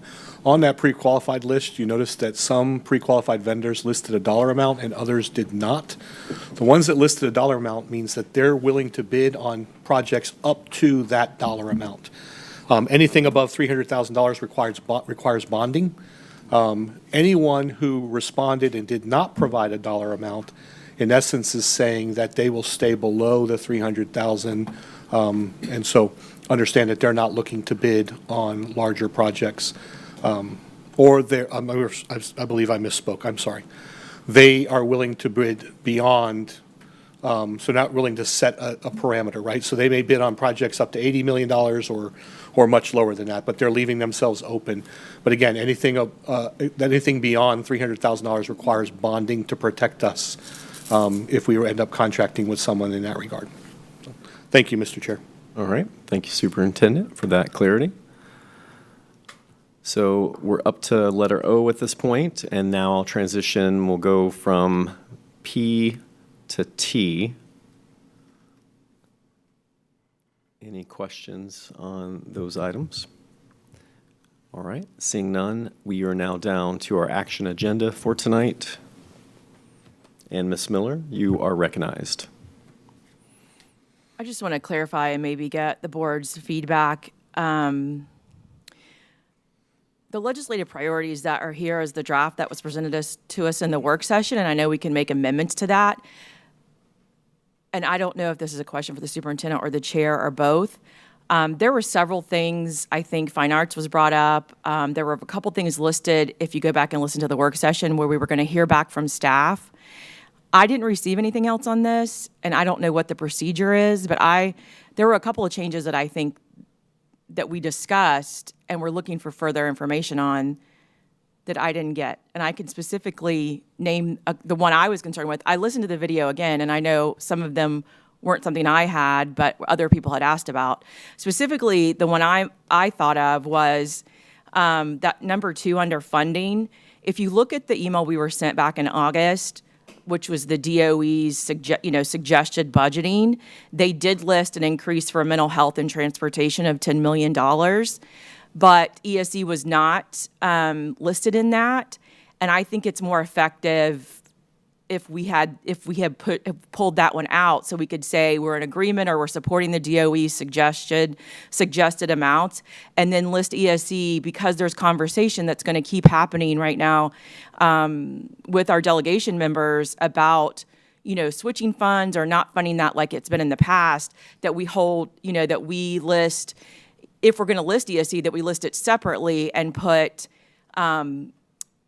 in order to meet the needs of IDA in our district, we would like to support increases in, like we have listed here, increases into that categorical. I just think putting them all together doesn't describe the needs or what we're asking for. But I know I wasn't the only one that had questions. I think fine arts came up and how that's going to be funded. I just don't know if we want to try to amend this or if we want to try to get the feedback from staff and have it on the next agenda. So that's what I'm asking the board.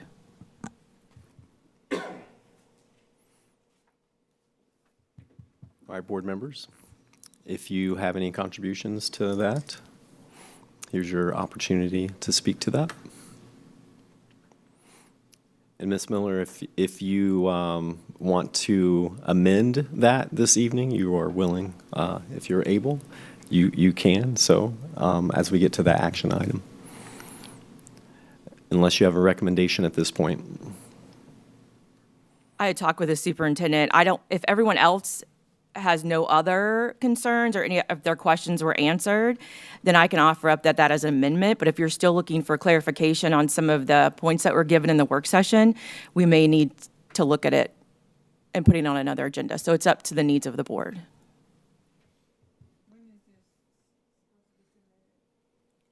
After,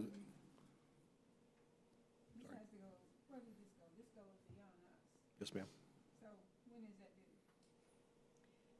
I asked, and I was told we've given it at different times over the years, but they are in committee now. I mean, they are in committee meetings now, but we have another meeting in 3 weeks. So it would be up to the concerns. Also, appropriations aren't listed on that. Do we have to approve those?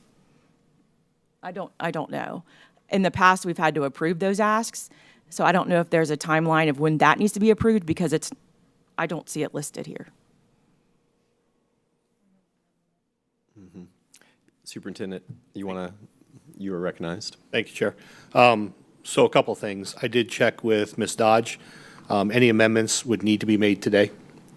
Any revisions would need to be made tonight. We do not have the luxury of another 3 weeks. The legislative platform for appropriations requests is being finalized. Ms. Dodge is progressing with several of those. We just concluded meetings with other staff to make sure that we've addressed those. There are priority projects in working with Ms. Dodge, for example, and I'd be happy to address those. I don't know that the board needs to approve those. I don't think that requires a board vote, but I'd be happy to explore that during the break. However, in an effort to continue to be transparent, as I always am with the board, we would summarize those. Those are coming from Ms. Dodge and from Mr. Davis, who have met with staff, including myself, to rank prioritize some of our requests. Now, there are probably more requests out there than we will submit. We have to be very intentional and strategic in how we ask for things and what we ask for. And there are things, I believe, at times that we ask for that are convenient asks and not necessary asks. And I think we need to be very careful with that anytime we ask for funds to support something, if the legislature could easily point and say, well, wait a second, you're funded, you just need to prioritize that, that's the problem, right? Some of, really what we're trying to fund here through legislative appropriation requests are innovation. If you look at the history since I've been here, all of those have been innovation strategies, Homeland Project, Junior Achievement, BizTown. I mean, those are the kinds of things we've been going after. And so I'll be happy to summarize those for the board and get your feedback on that. But I don't know that it has to be done formally in a meeting. But again, I'll confirm that.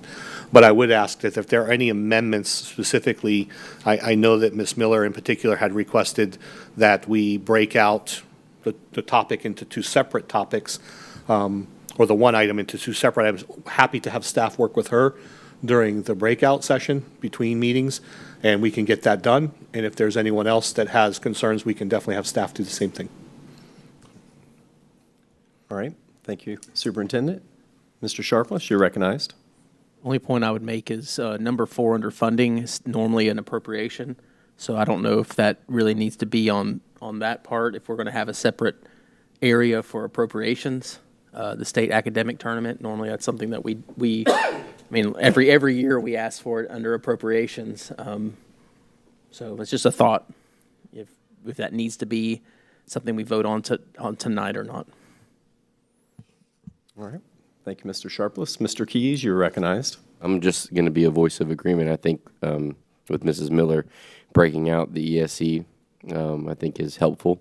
And with Mr. Sharpless said that would, to me, fall under appropriations. I think that we do need the opportunity to review those. That way we can advocate on behalf of those. But I don't think that being that the timeliness of us having to have these initiatives down, that requires us to review the appropriations at this time. So. All right, thank you, Mr. Keys. And Ms. Fields, you're recognized. Basically, agreement about the ESE, if Ms. Miller wants to propose a different way to word that. And I don't remember in the past specific projects being listed as a part of the legislative platform, so. Thank you, Ms. Fields. So this is what I've heard in recommendations from board members is during the break, Ms. Miller, you'll have a chance to connect with staff. We'll break out the ESE guaranteed into a separate item. And there was a proposal also on the floor to remove number 4 and group that with our appropriation ask. So it doesn't necessarily need to be on the legislative platform. I just want to confirm that the board does, it is okay to say that we agree with the DOE's recommendation of the mental health and transportation increases. Mm-hmm. Okay. Mm-hmm. Absolutely. Yeah. All right, very good. Thank you, board members. We are moving down. Anything else in regards to public hearing? And then Superintendent, you'll have a report for us tonight? Yes, sir. All right, very good. And we have the attorney's report.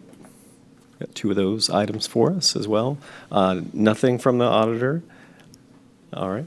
I do have reference to several items that came to you via email since our last meeting as well, so I'll note those.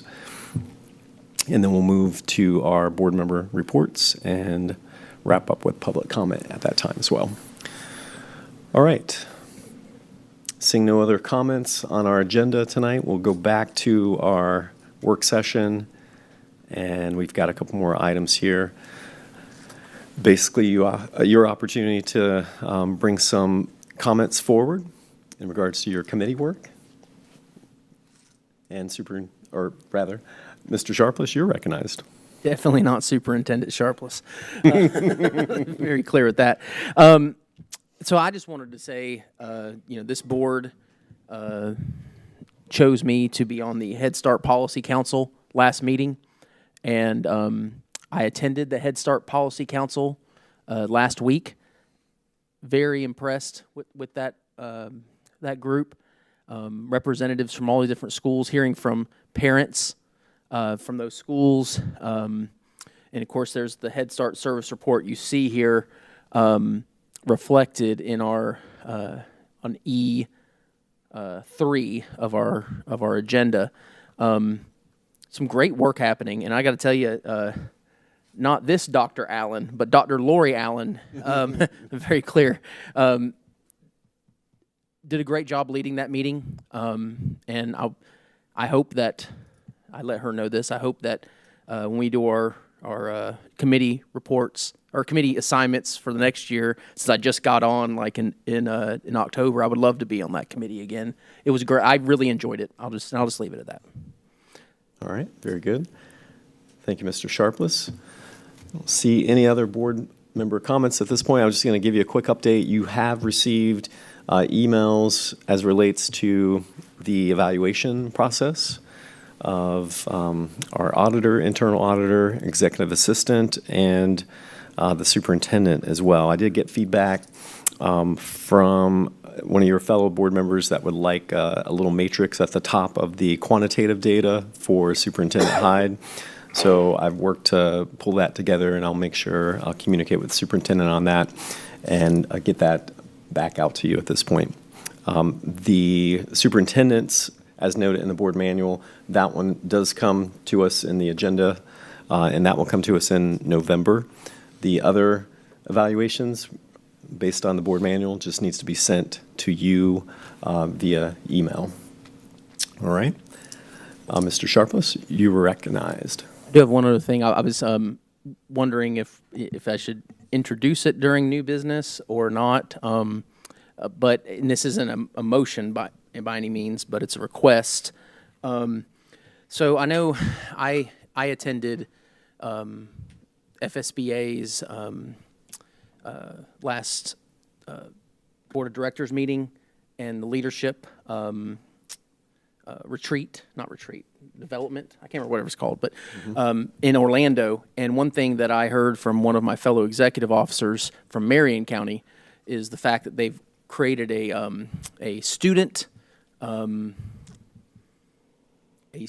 representative that sits at their dais. And so I talked to our attorney, Mr. Green, and I looked for policies around the state, and then I talked to Superintendent Hyde and was like, hey, this is something, I want a student voice, as part of our meetings. And one thing that the superintendent mentioned, and I think is a great thing, instead of having a student up here on the dais and all the different legal ramifications that might come up from that, especially during public comment, we know how sometimes that can get a little spicy, was to potentially bring back his, or at least bring a report to us at a future work session on his superintendent advisory council, that the proposal he discussed, that would be with students, having that student voice, and that they would report to us potentially, and it would be more of a global perspective, because if you have one student board member up here, so to speak, that's one person's perspective, but his superintendent's advisory council would have potentially representatives from all of our high schools, or again, however he deemed. I'm just asking potentially, superintendent, could you bring a proposal to us in future work session when it comes to that superintendent's advisory council? Yes, sir. We'll put that on the agenda for the next meeting, the next workshop. Doesn't really require board approval, but essentially every school would identify one or two, second one being an alternate, who could serve on that. We would meet remotely once a month and allow those students to provide voice. I'll develop an agenda with a core group of students that we can identify to help lead that initiative, or we can rotate it to give everybody a leadership opportunity. But the purpose of that would be to gather feedback, what's going well, what's not, or discuss policy. Hey, we're thinking about addressing this in the near future. What are your thoughts? What are the AI? Great topic to empower students to give us feedback on, or technology and other types of things. So happy to revisit that. We started to do this a while ago. I decided to pull back because our principals were dealing with so much. I think we went into several hurricanes that year that we looked to first launch it. So happy to revisit that with Ms. Collins and the team and get that going again. I appreciate that, bringing that back to a future work session. Our motto is student first, and so I would love to have more of a student voice being informed of our board. So I appreciate that. And they'll be invited at least once a quarter. A representative or a group of representatives will be invited once a quarter to speak before the board. So, thank you, sir. All right. Thank you, Mr. Sharpless. Ms. Fields, you're recognized.